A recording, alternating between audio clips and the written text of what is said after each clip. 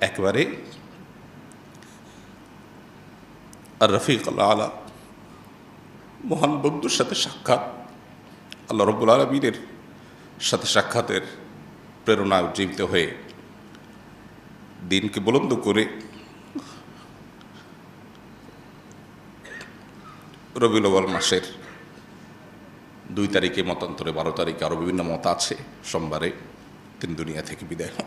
প্রিয় নবী সাল্লাল্লাহু আলাইহি সাল্লামের জন্ম থেকে ওয়াফাত পর্যন্ত তার সমগ্র জীবনের পুরো বৃত্তান্ত এক নজরে জানার চেষ্টা করব ইনশাআল্লাহ তাআলা। অর্থাৎ নবী আলাইহিস সালাতু ওয়াস সালামের জন্ম থেকে ওয়াফাত পর্যন্ত প্রতি বছরে কখন কি ঘটেছে, কখন কি কি চ্যালেঞ্জের মুখোমুখি তিনি হয়েছেন এবং কোন চ্যালেঞ্জ কিভাবে তিনি মোকাবেলা করেছেন, শুধু এক নজরে আমরা তার জীবনটাকে জানার চেষ্টা করব, যার বৃত্তান্ত বা বিস্তারিত জানবার জন্য অবশ্যই আমাদেরকে এক বা একাধিক সিরাত গ্রন্থ কিংবা কোনো সিরিজ সিরাত আলোচনা শুনতে হবে ইনশাআল্লাহ তাআলা। তার জন্মের সন সম্পর্কে নিশ্চয়ই আমরা জানি 571, মতান্তরে 570 খ্রিস্টাব্দ। এই সনে তিনি জন্মগ্রহণ করেছেন, যেই বছর হস্তি বাহিনী আক্রমণ চালানোর উদ্দেশ্যে ইয়েমেন থেকে এসেছিল মক্কায়, এবং আল্লাহ রাব্বুল আলামিন সূরা ফিলের মধ্যে যে সম্পর্কে বিস্তারিত আলোচনা করেছেন, সেই হস্তি বাহিনীর বছর অর্থাৎ আমাল ফিল যেটাকে বলা হয়, সেই বছর নবী করিম সাল্লাল্লাহু আলাইহি সাল্লাম জন্মগ্রহণ করেছেন এবং দুনিয়াত আলো তিনি দেখেছেন। জন্মের কয়েক মাস আগেই ভালোবাসার জন্মদাতা পিতা আল্লাহ রাব্বুল আলামিন তাকে দুনিয়া থেকে নিয়ে যান, মাতৃগর্ভেই তিনি বাবাকে হারান। এরপর যথারীতি বাবার পক্ষ থেকে দাদা অভিভাবক হয়ে তার নামকরণ করেন মুহাম্মদ সাল্লাল্লাহু আলাইহি ওয়াসাল্লাম। জন্মের পর অল্প সময়ের ব্যবধানেই তার জীবনে আরও বিপদ আসে, কিন্তু জন্মের পর তিনি প্রথম মায়ের দুধের পাশাপাশি যার দুধ পান করেছেন তিনি ছিলেন সুয়াইবা নামক একজন কৃতদাসী, যিনি আবু লাহাব, তার চাচা আবু লাহাবের যিনি কৃতদাসী ছিলেন, তার দুধ তিনি পান করেন। এরপর আল্লাহ রাব্বুল আলামিনের তরফ থেকে তার জন্য বড় পরীক্ষার বিষয় হলো শৈশবে তার মাকে তিনি হারান, এবং মাকে হারান বাবার মৃত্যুর পর। বাবার মৃত্যু হয়েছিল মক্কার বাইরে, সে বাবার কবর জিয়ারতের উদ্দেশ্যে মায়ের সাথে গিয়েছেন নবী করিম সাল্লাল্লাহু আলাইহি সাল্লাম, শিশু মুহাম্মদ সাল্লাল্লাহু আলাইহি সাল্লাম। সে মদিনার কাছাকাছি এলাকায় ফেরার পথে আবওয়া নামক জায়গায় তার মায়ের মৃত্যু হয়, এবং মা আমেনা তাকে আবওয়া নামক জায়গায় দাফন করা হয়েছে। এখনও তার কবর সেখানে, মক্কা এবং মদিনার মধ্যবর্তী একটি জায়গা। সাথীকৃত দাসী ছিলেন, মাকে দাফন করে দাসীর সাথে শিশু মুহাম্মদ সাল্লাল্লাহু আলাইহি সাল্লাম মক্কায় ফিরে আসেন। অর্থাৎ বাবা মা দুজনকে তিনি শৈশবে হারিয়ে ফেলেন।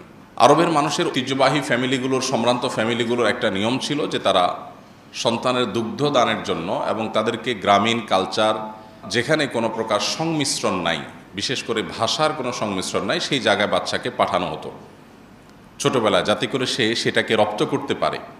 মক্কা যেহেতু হজের স্পট হওয়ার কারণে, কাবার কারণে বিভিন্ন দেশ থেকে মানুষ আসে, বিভিন্ন ভাষাভাষী আসে, আরবের বিভিন্ন প্রান্ত থেকে আসে, একেবারে পিওর মক্কাভাষীর যে ভাষা, সেই ভাষাটার মধ্যে কিছুটা সংমিশ্রণ এখানে ঘটবার শঙ্কা আছে, এই জন্য শিশুকে বাইরে পাঠানো হতো। সব মিলিয়ে শৈশবের একটা সময় হালিমা সাদিয়া রাদিয়াল্লাহু তাআলা আনহা তার দুধ মাঝে তার কাছে তিনি বড় হন, এবং দুধ পানের পরও আরও কিছুকাল তিনি সেখানে কাটান। বয়স যখন 4, তখন তার জীবনে বক্ষ বিদীর্ণের ঘটনা ঘটে। আপনারা যারা সিরাত পড়েছেন, সিরাত গ্রন্থ পাঠ করেছেন, আপনারা জানেন নবী সাল্লাল্লাহু আলাইহি সাল্লামের জীবনে 4 মতান্তরে 2 বার তার বক্ষ বিদীর্ণের ঘটনা ঘটেছে। বক্ষ বিদীর্ণ হলো ওপেন হার্ট সার্জারি। আল্লাহ রাব্বুল আলামিন জিবরিল আলাইহিস সালামকে পাঠিয়েছেন, এবং জিবরিল আলাইহিস সালামকে পাঠানোর পর শৈশবে মুহাম্মদ সাল্লাল্লাহু আলাইহি সাল্লামকে একবার মা হালিমার কাছে যখন ছিলেন, তখন বাচ্চাদের সাথে খেলাধুলা করছেন, জিবরিল আসলেন, তাকে ধরে শুইয়ে দিলেন এবং তার বক্ষ বিদীর্ণ করে ভেতর থেকে তার বিভিন্ন অর্গান বের করে সেগুলোকে জান্নাত থেকে আনা পানি, জিবরিলের সাথে আনা পাত্র, সেটাতে পরিষ্কার করে রেখে আবার সেটাকে তিনি জোড়া লাগিয়ে দিলেন এবং তিনি উঠে গেলেন। অলৌকিক একটা ঘটনা, তার শৈশবে বারে বারে 4 বার, কোনো কোনো ইতিহাসবিদদের মতে 2 বার সেটি ঘটেছে। এরপর বয়স যখন 7, এই বক্ষবিদীর্ণের ঘটনা মূলত আল্লাহ রাব্বুল আলামিন ঘটিয়েছেন। তাকে যেহেতু নবী করা হবে, তাকে আল্লাহ রাব্বুল আলামিন অলৌকিকভাবে তার মধ্যে কিছু জিনিস ঘটিয়ে তাকে, তার পরিবারকে, মক্কাবাসীকে বার্তা দিচ্ছিলেন যে এই শিশু অন্য 10টি শিশুর মতো নয়, এই আল্লাহর নবী হবেন, আল্লাহ রাসূল হিসাবে মনোনীত। অতএব সেই জায়গা থেকে আল্লাহ তাআলা বার্তা দিতে চেয়েছেন। তার বাইরেও নবী করিম সাল্লাল্লাহু আলাইহি সাল্লামের ভেতরকার যে তার মানুষ হিসাবে আল্লাহ তাআলা তাকে যে সৃষ্টি করেছেন সেটাকে অতি মানবীয় পর্যায়ে নেওয়ার জন্য এটা এক ধরনের অপারেশন এবং আল্লাহর পক্ষ থেকে একটা কুদরতি ব্যবস্থাপনা ছিল। বয়স যখন 7, মাহারা হয়ে এখন একমাত্র অভিভাবক, একমাত্র দেখাশোনা করার মানুষ আব্দুল মুত্তালিবের সাথে তিনি বসবাস করতেন। মাত্র 1 বছরের ব্যবধানে 8 বছর বয়স তখন দাদা আব্দুল মুত্তালিবের মৃত্যু হয়। বয়স যখন 12, 8 থেকে 12, এই পুরো সময়টা চাচা আবু তালেবের অধীনে তিনি বড় হন এবং আবু তালেব তার অভিভাবকত্ব করেন। চাচা আবু তালেবের সাথে 12 বছর বয়সে সিরিয়ায় ব্যবসায়িক সফর সঙ্গী হিসাবে চাচার সাথে যান। সেখানে পথে বুহাইরা নামক যে পাদ্রী ধর্মযাজক, তিনি তাকে দেখে ভবিষ্যৎবাণী করেছিলেন যে এই শিশু ভবিষ্যতে নবী এবং রাসূল হিসাবে আবির্ভাব ঘটবে এবং তার ভিতরে সেরকম কিছু আলামত তিনি দেখতে পেয়েছেন যেগুলো তার ধর্মগ্রন্থে ইনজিলে তিনি পাঠ করেছেন। তিনি খ্রিস্টান ধর্মের যাজক ছিলেন, যে আমাদের ধর্মগ্রন্থ বলছে একজন নবী আসবেন, তার এই আলামত থাকবে, শিশুর মধ্যে তা বিদ্যমান এবং বেশ কিছু অলৌকিকত্ব তিনি দেখে ফেলেছেন। দেখে বলেছেন যে এই শিশুকে সাবধানতার সাথে রাখতে হবে, সে নবী এবং রাসূল হিসাবে আগমন করবে, আবির্ভাব হবে। বুহাইরা নামক এই পাদ্রীর ভবিষ্যৎবাণী নিয়ে 12 বছর বয়সে নবী সাল্লাল্লাহু আলাইহি ওয়াসাল্লাম সিরিয়া থেকে মক্কায় ফিরে আসেন। এরপর তার বয়স যখন 14, 15 অথবা 20, তখন হরবুল ফুজার নামে ঐতিহাসিক একটা বড় যুদ্ধ হয়েছিল মক্কার অদূরেই। সেই হরবুল ফুজারে তিনি অংশগ্রহণ করেছেন তার চাচাদের সাথে, যদিও তিনি যুদ্ধ করেন নাই, যোদ্ধা ছিলেন না, যুদ্ধের বয়সও হয় নাই, শুধু চাচাদের সাথে গিয়েছিলেন এবং ফিরে এসেছিলেন। এটা তার জীবনের একটা অংশ। বয়স যখন 20 আনুমানিক, তখন তিনি মক্কাবাসীর ঐতিহাসিক হিলফুল ফুজুল নামক যে সংগঠন তৈরি করা হয়েছিল সেটার অংশ তিনি হয়েছেন এবং ঐতিহাসিক হিলফুল ফুজুলের চুক্তিতে তিনি অংশগ্রহণ করেছেন, তার সঙ্গে তিনি যুক্ত হয়েছেন। হিলফুল ফুজুল সম্পর্কে আমরা নিশ্চয়ই জানি যে মক্কায় বাহির থেকে আসা, হজ এবং উমরার উদ্দেশ্যে আসা আল্লাহর ঘরের মেহমান যারা আসতো, তাদেরকে মক্কায় কোনো দুষ্ট লোক যেন কোনোভাবে ক্ষতিগ্রস্ত না করতে পারে, কেউ যেন তাদেরকে ধোঁকা দিতে না পারে, সেজন্য সে সমস্ত মানুষদের অধিকার আদায়ের জন্য, অধিকার সংরক্ষণের জন্য হিলফুল ফুজুল নামে এই ঐতিহাসিক একটা সামাজিক চুক্তি হয়, একটি সংগঠন হয়। সেই হিলফুল ফুজুলের ঐতিহাসিক সামাজিক চুক্তিতে নবী সাল্লাল্লাহু আলাইহি ওয়াসাল্লাম সংযুক্ত হন এবং তার সাথে সম্পৃক্ত হয়ে তিনি মক্কাবাসীর একটি মহৎ এবং ভালো কাজে সামিল হন। অথচ তার বয়স ছিল মাত্র তখন 20, যে বয়সে তিনি আসলে এ ধরনের গুরুগম্ভীর কাজে সংযুক্ত হওয়া তখনকার সমাজ বাস্তবতা অন্তত চিন্তাও করা যেত না। এরপর তার বয়স যখন 25 হয়, তখন তার জীবনে প্রথম বিবাহ বন্ধনে তিনি আবদ্ধ হন মা খাদিজা রাদিয়াল্লাহু তাআলা আনহার সাথে। মা খাদিজা রাদিয়াল্লাহু আনহার সাথে তার সংসার চলছিল এবং বয়স যখন 35 হয়, তখন তার বংশের নেতৃবৃন্দের উদ্যোগে যখন কাবাঘর নির্মাণ করার পর কাবাঘরের যে কালো পাথর, হাজরে আসওয়াদ পাথর, সেটা স্থাপন করা নিয়ে মক্কাবাসী কুরাইশের লোকেরা তারা যখন বিবাদে লিপ্ত হয়েছিল, তখন তিনি সবাইকে অদ্ভুত এবং অকল্পনীয় একটা আইডিয়া দিয়েছেন, যাতে পুরো সমাজের পুরো বিবাদ বিতণ্ডা থেমে গিয়েছিল। তিনি বলেছিলেন, তোমরা কে কাবাঘরের এই পাথর স্থাপন করবে, এই গৌরব কে অর্জন করবে, কে ইতিহাসের অংশ হবে, এটা নিয়ে তোমরা গণ্ডগোল ফাসাদে লিপ্ত হচ্ছ। আমি তোমাদেরকে একটা আইডিয়া দিচ্ছি, তাতে তোমাদের গণ্ডগোল থাকবে না। আর সেটি হলো, একটা বড় চাদরের মাঝে পাথরটা রাখো, এরপরে চাদরটা সবাই মিলে তোমরা ধরে চাদরটা ধরে সবাই মিলে উত্তোলন করো, তাতে করে সব গোত্রের প্রধানরা তোমরা শরিক হলে এখানে এককভাবে কারো ক্রেডিট থাকলো না।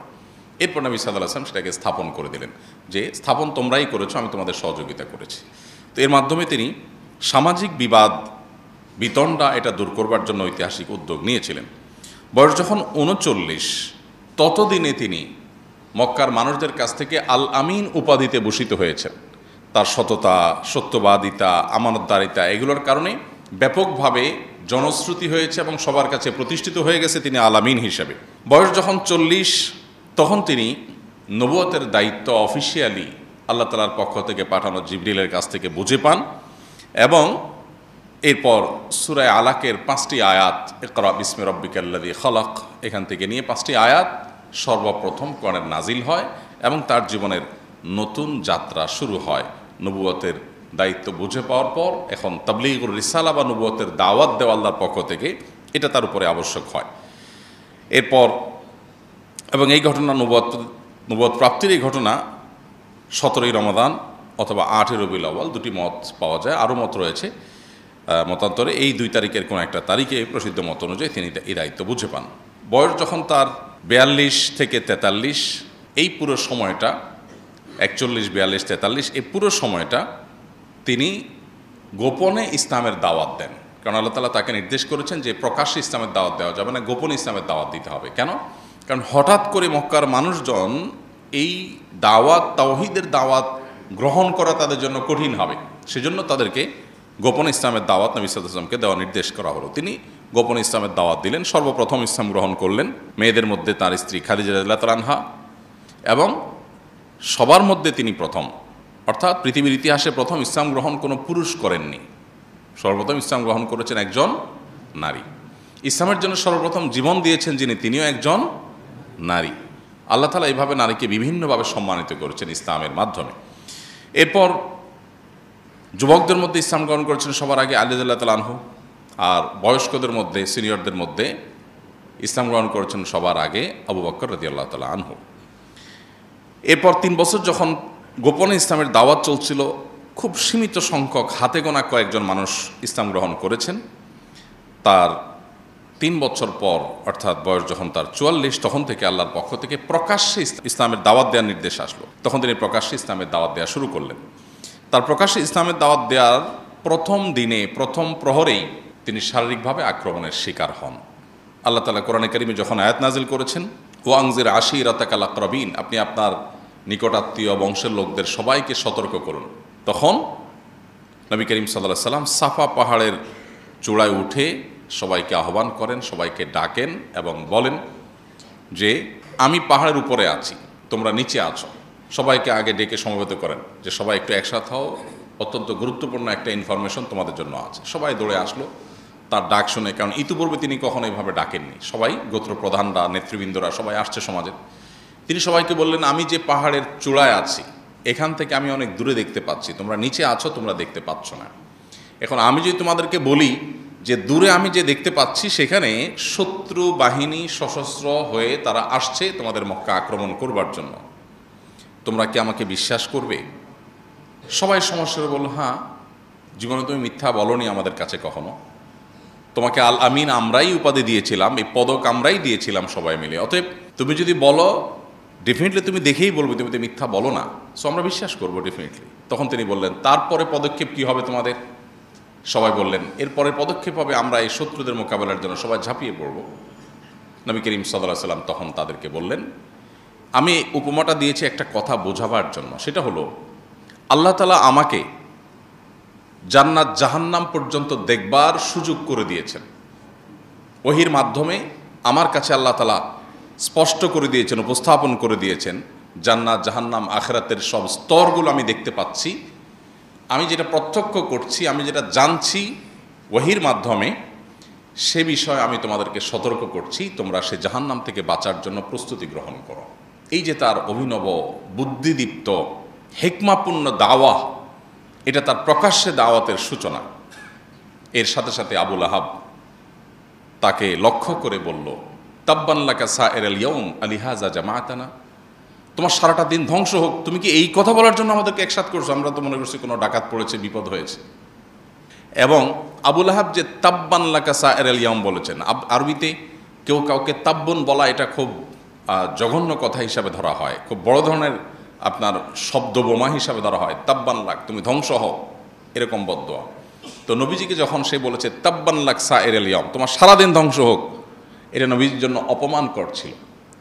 আল্লাহ রাব্বুল আলামিন তার জবাবে সূরা তাব্বাত ইয়াদা নাজিল করে সেখানে আল্লাহ তাআলা বলেছেন, তাব্বাত ইয়াদা আবি লাহাবি ওয়া তাব, যে আবু লাহাব 2 হাত তুলে আমার নবীকে তাব্বান লাক বলছে, মোহাম্মদ তোমার সারাদিন ধ্বংস হোক এই কথা বলছে, ওর 2 হাত ধ্বংস হবে, সে নিজে ধ্বংস হবে এবং তার স্ত্রী যে তার এই অপকর্মের সহযাত্রী এবং সহযোগী, সেও ধ্বংস হবে।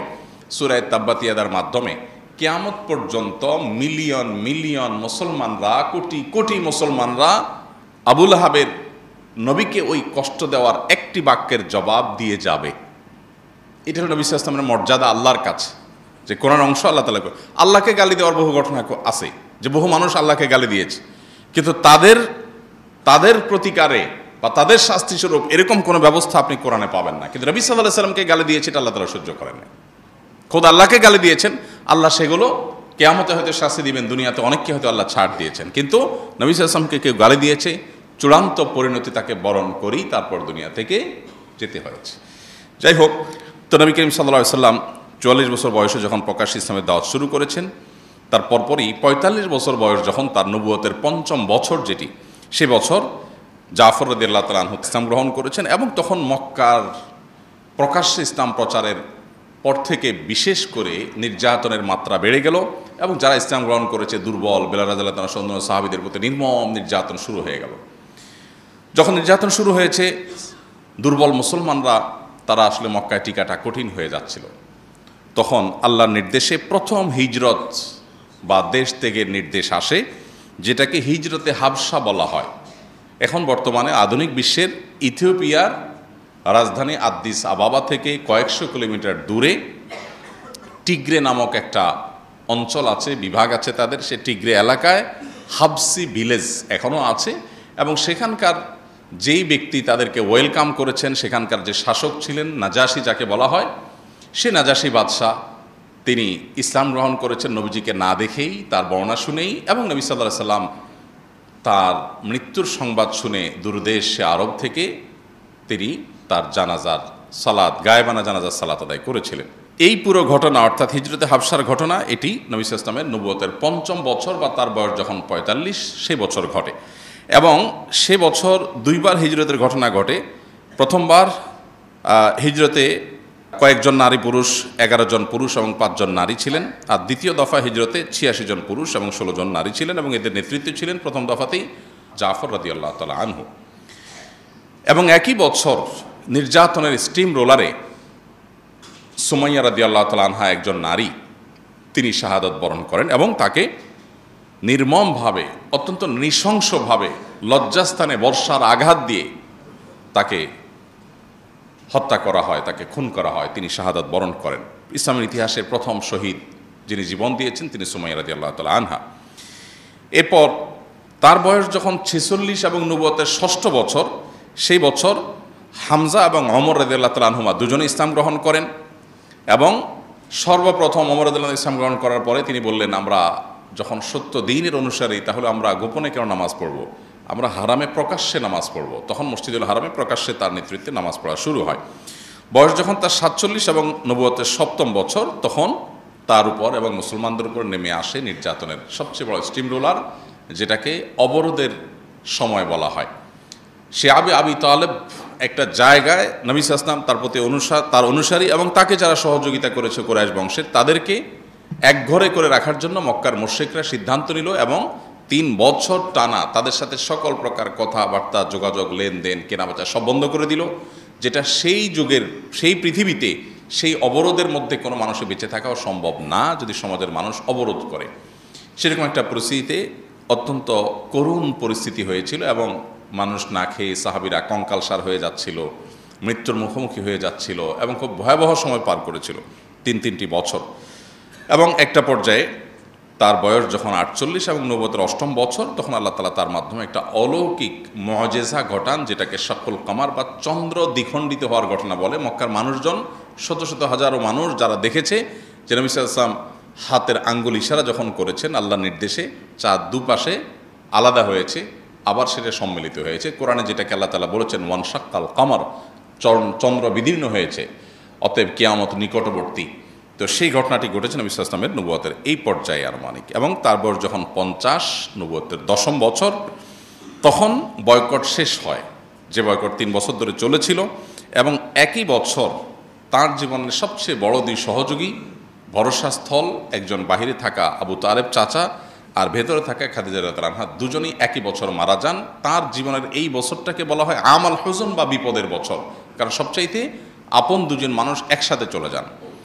এবং এই যে আল্লাহ তাআলা তার নবীকে পরীক্ষা করেছেন, এটা আল্লাহ তাআলার হিকমাপূর্ণ সিদ্ধান্ত যে তার নবীকে তিনি স্ট্রং করবেন, মজবুত করবেন বড় কোনো কাজের জন্য। একের পর এক বাধা, পরীক্ষা, চ্যালেঞ্জ তাকে পার করে সামনে যেতে হয়েছে। এরপর একই বছরে তিনি সাউদা রাদিয়াল্লাহু তাআলা আনহা এবং আয়েশা রাদিয়াল্লাহু তাআলার সাথে তার আকদ সম্পন্ন হয়। আয়েশা রাদিয়াল্লাহু তাআলার সাথে সংসার জীবন শুরু করেন আরও অনেক পরে, কিন্তু শুধু আকদটা সম্পন্ন হয় তখন, আর সাউদা রাদিয়াল্লাহু তাআলার সাথে তখন আকদ এবং সংসার একসাথে শুরু হয়। এবং এই বছরই তিনি তায়েফে দাওয়াত নিয়ে যান এবং তার সাথে থাকা যায়েদ ইবনে হারিসা রাদিয়াল্লাহু তাআলার সাথে নির্মম নির্যাতনের শিকার হন, রক্তে রঞ্জিত হয়ে মক্কায় ফিরে আসেন। বয়স যখন তার 52 এবং নবুয়তের 12তম বছর, সে বছর তার জীবনে ইসরা এবং মেরাজের ঘটনা ঘটে এবং 5 ওয়াক্ত নামাজের বিধান আল্লাহ তাআলা তাকে দেন। এবং একই বছর মদিনা থেকে আসা 12 জন হাজি যারা হজে আসছেন, তারা মিনার কোনো একটা পাহাড়ের পাদদেশে নবী সাল্লাল্লাহু আলাইহি ওয়াসাল্লামের সাথে মিলিত হন এবং বায়াতে আকাবায়ে উলা বলা হয় ইতিহাসে। নবী সাল্লাল্লাহু আলাইহি ওয়াসাল্লামের হাতে হাত রেখে তারা বায়াত নেন, ইসলাম গ্রহণ করে এবং নবীজিকে মক্কায় যাওয়ার হিজরতের আমন্ত্রণ তারা জানান। অর্থাৎ শুরু থেকেই মদিনাতে হিজরত করার একটা প্রেক্ষাপট শুরু হয়। এরপর তার বয়স যখন 53, নবুয়তের 13তম বছর, তখন আল্লাহর পক্ষ থেকে হিজরতের অনুমোদন আসে, বায়াতে আকাবায়ে সানিয়া আসে, বা মদিনা থেকে এবছর হজ থেকে আসা, হজের জন্য আসা 72 জন পুরুষ এবং 12 জন নারী ইসলাম গ্রহণ করেন। এবং তারা বলেন, আপনি মদিনায় আসেন, মক্কাবাসীর এই জুলুমে আপনার থাকার কোনো মানে নাই, আপনার সাথে যত লোক আসবে সবাইকে ওয়েলকাম করার জন্য মদিনাবাসী আমরা প্রস্তুত, আপনি চলে আসেন। তখন তিনি পরামর্শ করলেন, আল্লাহর পক্ষ থেকে অনুমোদন আসলো হিজরতের, তিনি হিজরতের সিদ্ধান্ত নেন। এদিকে নবী সাল্লাল্লাহু আলাইহি ওয়াসাল্লামকে হত্যার বহু ষড়যন্ত্র আগেও হয়েছে, এখনও চলছে। নবী সাল্লাল্লাহু আলাইহি ওয়াসাল্লাম এর মধ্য দিয়েই বয়স যখন তার 54 এবং নবুয়তের যখন 14তম বছর শুরু, তখন তিনি হিজরতের উদ্দেশ্যে রাতের গভীরে আবু বকর রাদিয়াল্লাহু আনহুকে সাথে নিয়ে বের হন এবং মক্কা থেকে মাত্র 5 কিলোমিটার দূরে গারে সৌরে 3 দিন অবস্থান গ্রহণ করেন। অত্যন্ত সুকৌশলী একটা সিদ্ধান্ত। যখন মক্কা থেকে গারে সৌরে তিনি আশ্রয় নেন, তিনি সোজা টানা মক্কা থেকে মদিনার পথে চলে যেতে পারতেন, না গিয়ে তিনি মক্কা থেকে অদূরে 5 কিলোমিটার দূরে গিয়ে একটা গুহায় 3 দিন অবস্থান করেন। উদ্দেশ্য যে মক্কার মুশরিকরা তাকে খুঁজে পাবে না। তখনকার যে রাস্তা, এই রাস্তা ধাওয়া করে একজন মানুষকে ধরে ফেলা তো খুব সহজ কাজ। তো তিনি যদি রাস্তা কন্টিনিউ করতেন তাহলে তাকে তারা ধরে ফেলতো। আল্লাহ নির্দেশে, আল্লাহর ইশারায় তিনি গুহায় আশ্রয় নিলেন 3 দিন। 3 দিন ধরে যখন তাকে কোথাও খুঁজে পায়নি মক্কার মুশরিকরা, তখন তারা আশা ছেড়ে দিয়েছে, তাহলে আমাদের হাতের নাগালে বাইরে চলে গেছে। অথচ তিনি খুব কাছেই ছিলেন তখন। গারে সৌরে 3 দিন অবস্থান করার পর তিনি যখন একটা পর্যায়ে 1 থেকে 12ই রবিউল আউয়াল পর্যন্ত টানা বিভিন্নভাবে সফর করার পর মদিনায় গিয়ে পৌঁছালেন, তখন মদিনাবাসী কুবা নামক জায়গা, যেখানে আমরা হজে গেলে দেখে থাকি কুবাতে একটা মসজিদ আছে, এইখানে মদিনার এন্ট্রেন্স পয়েন্ট ছিল, তখন প্রবেশ দ্বার ছিল মদিনার, তখনকার যে রুট ছিল সেই রুটে। এই জায়গায় শত শত মানুষ, যুবক, বৃদ্ধ, বিভিন্ন বয়সের শিশু সবাই একত্র হয়ে নবী সাল্লাল্লাহু আলাইহি ওয়াসাল্লামকে ওয়েলকাম করেন এবং তলা আল বদরু আলাইনা ওয়াক্তাবাত মিনহাল বুদুরু, এই যে ঐতিহাসিক যে তাদের কবিতার মাধ্যমে নবী সাল্লাল্লাহু আলাইহি ওয়াসাল্লামকে ওয়েলকাম করানো, সেটা তারা করেছে। এরপর তিনি মসজিদে মদিনায় ঢোকার পর তার বয়স যখন 54, নবুয়তের 14তম বছর এবং হিজরতের প্রথম বছর, এই বছরে তিনি মদিনায় ঢুকে প্রথম মসজিদে কুবা নির্মাণ করলেন। এরপরে পাশে আরেকটা মসজিদ তৈরি করলেন, এটা মসজিদে জুমা, এবং একই বছর মসজিদে নববী তৈরি করলেন। এবং ঐতিহাসিক মদিনা সনদ ইহুদিদের সাথে এই বছরই তিনি সম্পাদন করেন। আজান একামতের বিধিবিধান এই বছরই শুরু হয় এবং এই বছরই সালমান ফারসি রাদিয়াল্লাহু তাআলা ইসলাম গ্রহণ করেন। অনেকগুলো ঘটনাবহুল বছর ছিল এটি। তার বয়স যখন 55 এবং হিজরতের 2য় বছর, এই বছরে কেবলা পরিবর্তনের বিধান আসলো। তিনি যখন মক্কা থেকে মদিনা আসছেন, তখন তিনি মদিনা থেকে তিনি বাইতুল মাকদিসের দিকে নামাজ পড়তেন। তারপর আল্লাহ নির্দেশ করলেন যে আপনি কাবার দিকে ফিরে নামাজ পড়ুন।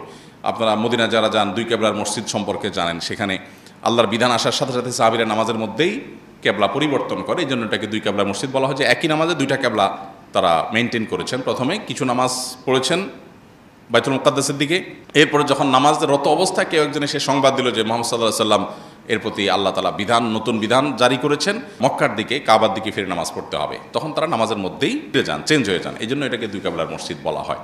আমরা যারা মদিনা যাই তারা অনেকেই সেটা দেখার জন্য যাই।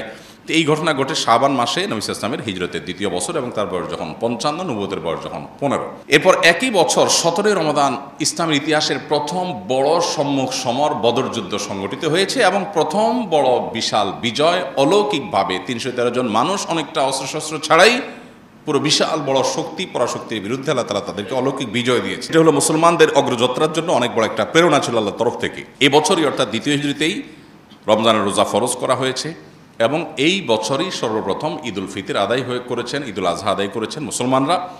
এবং এই বছরই অনেকগুলো বিধিবিধান নাজিল হয়েছে, যেমন কোরবানির বিধান নাজিল হয়েছে, তারপরে ফিতরার বিধান নাজিল হয়েছে, জাকাতের বিধান নাজিল হয়েছে, এবং এবছরই ফাতিমা রাদিয়াল্লাহু তাআলা আনহার সাথে আলী রাদিয়াল্লাহু তাআলা আনহুর বিবাহ সম্পাদন হয়।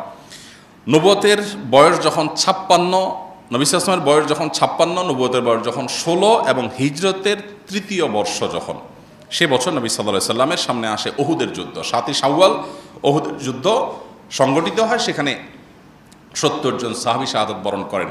হানজালা রাদিয়াল্লাহু তাআলা আনহু, হামজা রাদিয়াল্লাহু তাআলা আনহু, প্রসিদ্ধ সাহাবীদেরকে নবী সাল্লাল্লাহু আলাইহি ওয়াসাল্লাম হারান, এবং স্বয়ং নবী সাল্লাল্লাহু আলাইহি ওয়াসাল্লামের দাঁত ভেঙে তিনি রক্তাক্ত হন এবং তার কয়েক জায়গায় ইনজুরি হয়। তিনি মারা গেছেন মর্মে কাফেররা প্রপাগান্ডা ছড়িয়েছিল, আল্লাহ তাআলা তাকে হেফাজত করেছেন, এবং নবী সাল্লাল্লাহু আলাইহি ওয়াসাল্লামের একটা কথা থেকে সামান্য একটু সরে যাওয়ার কারণে কঠিন পরিণতির মুখোমুখি তখন সাহাবীদেরকে হতে হয়েছে, যেটা আমাদের জন্য বিরাট শিক্ষা, যে তার কথার বাইরে গেলে আমাদের জন্য অকল্যাণ নিশ্চিত আছে। একই বছর অনেকগুলো বিধিবিধান নাজিল হয়েছে। এর ভিতরে মেয়েদেরকে পর্দার বিধান এই বছর নাজিল হয়েছে। তার আগ পর্যন্ত মেয়েরা ছেলেদের সাথে পর্দা করার বিধান ছিল না। এই বছর সর্বপ্রথম পর্দার বিধান নাজিল হয়, এবং এই বছরই সুদ এবং মদ এই দুটিকে হারাম ঘোষণা করা হয়। মদের বিধান যখন হারাম ঘোষণা করা হয়, চিন্তা করার বিষয় যে সাহাবীরা বা যে মক্কার মদিনার মানুষেরা, মদ হালাল ছিল, নিষিদ্ধ ছিল না, সবাই পান করত, দিলেন, হারাম করলেন। মদের যে ভাঁড়গুলো ছিল এগুলো সব রাস্তায় ছুঁড়ে ছুঁড়ে সাহাবীরা ফেলছিলেন, এবং মদের স্রোত রীতিমতো বহমান হয়েছিল। এই পরিস্থিতিতে সাহাবা ইকরামের আনুগত্যের একটা দারুণ দৃষ্টান্ত স্থাপিত হয়। এটা ছিল 3য় হিজরির ঘটনা। এরপরে 4র্থ হিজরিতে তার বয়স যখন 57, নবুয়তের বয়স যখন 17, সেই বছর বড় যে ঘটনা ঘটে সেটা হলো ইয়াহুদিরা যাদের সাথে মদিনা সনদে চুক্তি হয়েছে যে এই রাষ্ট্রকে আমরা সবাই মিলে সেভ করব, আমরা উভয় মিলেমিশে বসবাস করব, এই ভূমিতে তুমি তোমার ধর্ম পালন করবে, আমি আমার ধর্ম পালন করব, তখন তারা বিশ্বাসঘাতকতা করে, এবং বনু নাজিরের বিশ্বাসঘাতকতার কারণে তাদেরকে মদিনা থেকে বের করে দেওয়া হয়, বিশ্বাস ভঙ্গের কারণে, চুক্তি ভঙ্গের কারণে। এবং একই বছরে গজওয়াত যাতুর রিকা সেটাই সংগঠিত হয়, এবং একই বছরে আরও অনেকগুলো ঘটনা ঘটে। এরপরে বয়স যখন তার 58 এবং নবুয়তের বয়স যখন 18 এবং হিজরতের বয়স যখন 5 হিজরিতে খন্দকের যুদ্ধ গঠিত হয়। খন্দকের যুদ্ধে 1000 সাহাবী প্রায় অংশগ্রহণ করেন, এবং তারা সাকল্যে প্রায় 4.5 কিলোমিটার এলাকা মদিনার চারপাশে তারা পরীক্ষা খনন করেন, এবং সেই পরীক্ষা 5 মিটার গভীর ছিল। এই পুরো পরীক্ষা তারা অনেকটা ক্ষুধার্ত অবস্থাতে খনন করে মক্কা থেকে আসা শত্রুপক্ষ যারা মদিনাকে শেষ করতে চেয়েছে, মুসলমানদের শেষ করতে চেয়েছে, তাদেরকে তারা প্রতিহত করেন, এবং পুরো আইডিয়াটা দিয়েছিলেন পারস্য থেকে আসা সালমান ফারসি রাদিয়াল্লাহু তাআলা আনহু। এরপর এই বছরই নবী করিম সাল্লাল্লাহু আলাইহি ওয়াসাল্লামের জীবনে অনেকগুলো ঘটনা ঘটে, যেমন বনুল মুস্তালিকের ঘটনা ঘটে, যেখানে মা আয়েশা রাদিয়াল্লাহু তাআলা আনহার চরিত্র নিয়ে মুনাফিকরা কালিমা তোলে, দু একজন সরল মনা মুসলমানও সেখানে যোগ দিয়ে ফেলে। আল্লাহ তাআলা পরে আয়াত নাজিল করে তার চরিত্রের পুত্র পবিত্রতার কথা আমাদেরকে জানান দেন, ঐতিহাসিকভাবে যেটাকে ইফকের ঘটনা বলা হয়। এই বছরই তায়াম্মুমের বিধান নাজিল হয়, এবং এই বছরই ইয়াহুদীদের আরেকটা গোত্র বনু কুরাইজা, তাদের গাদ্দারির কারণে, তাদের বিশ্বাসঘাতকতা এবং রাষ্ট্রদ্রোহের কারণে, ওই যে চুক্তি ছিল চুক্তি ভঙ্গ করে মুসলমানদের বিরুদ্ধে ষড়যন্ত্রে লিপ্ত হওয়ার কারণে তাদেরকে শাস্তি দেওয়া হয়, করুণ শাস্তি। এর পরের বছর হিজরি 6ষ্ঠ বছরে নবী সাল্লাল্লাহু আলাইহি ওয়াসাল্লামের বয়স যখন 59 এবং তার নবুয়তের বয়স যখন 19, সেই বছরের যে ঘটনাগুলো সেগুলোর মধ্যে দেখেছিল ঐতিহাসিক হুদাইবিয়ার চুক্তি। নবী সাল্লাল্লাহু আলাইহি ওয়াসাল্লাম স্বপ্নে দেখেছেন তিনি ওমরা করছেন, 1400 সাহাবীকে সাথে নিয়ে রওনা দিলেন, অনেকটা অস্ত্রশস্ত্র ছাড়া ওমরার উদ্দেশ্যে এহরাম পরে। কিন্তু হুদাইবিয়া নামক জায়গা যাওয়ার পরে মক্কার মুশরিকরা বাধা দিল যে আমরা ঢুকতে দিব না। তারা জানালেন আমরা তো যুদ্ধ করতে আসিনি, আমরা ওমরা করে আবার ব্যাক করব। তারা বলল না, আমরা ঢুকতে দিব না।